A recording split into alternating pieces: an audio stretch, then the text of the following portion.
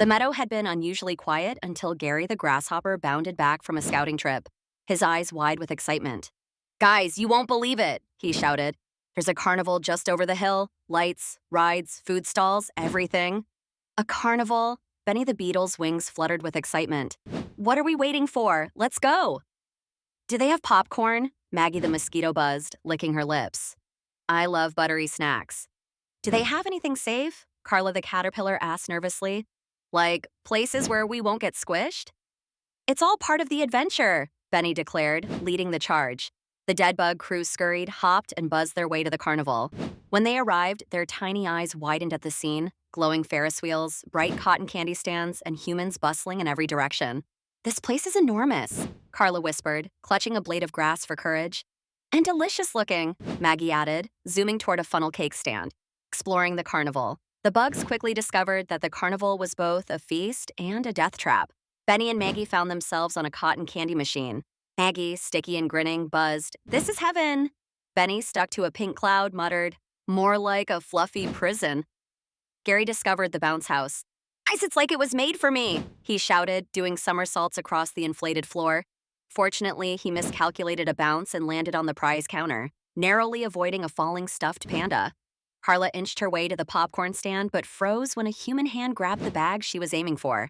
"I'm too delicate for this," she whimpered, retreating to the safety of a napkin.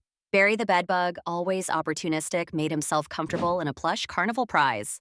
"I live here now," he announced, lounging on a fuzzy unicorn. The thrilling rides. Things really got interesting when the crew decided to try the rides.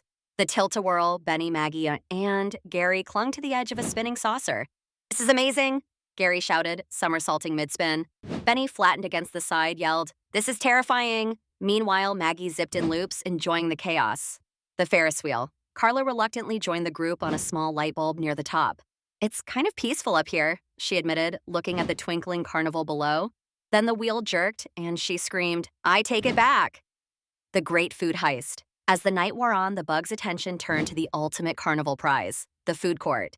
"We need to get a piece of that funnel cake," Benny declared, pointing at a plate piled high with powdered sugar goodness. "But we'll have to be stealthy." Maggie buzzed over to Scout. "Good news, no one's looking. Bad news, there's a kid with sticky fingers nearby." "Leave it to me," Gary said, hopping onto the table. He expertly dodged a swatting hand and kicked a piece of funnel cake off the plate. "Catch!" Carla, stationed below, caught the crumb with a leaf. "Got it!" she cried, just as the sticky-fingered kid noticed her. "Bug!" the kid shrieked, swatting wildly. "Retreat!" Benny shouted. The crew scrambled away, carrying their prize into the shadows. The grand escape. Their celebration was short-lived. A carnival worker spotted the bugs near the funnel cake stand and reached for a can of bug spray. "Time to go!" Benny yelled. The crew raced through the carnival, dodging stomping feet, flying popcorn kernels, and falling prizes. They slid down a spilled soda puddle, jumped into a stuffed animal claw machine for cover, and finally made it back to the quiet of the meadow. Home sweet meadow. As they gathered around their crumb of funnel cake, Benny grinned. "That was incredible. The lights, the rides, the food, we'll never forget it."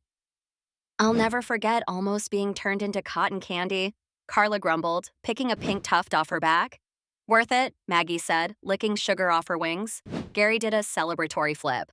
"Best day ever." The bugs laughed, their bellies full, and their hearts even fuller.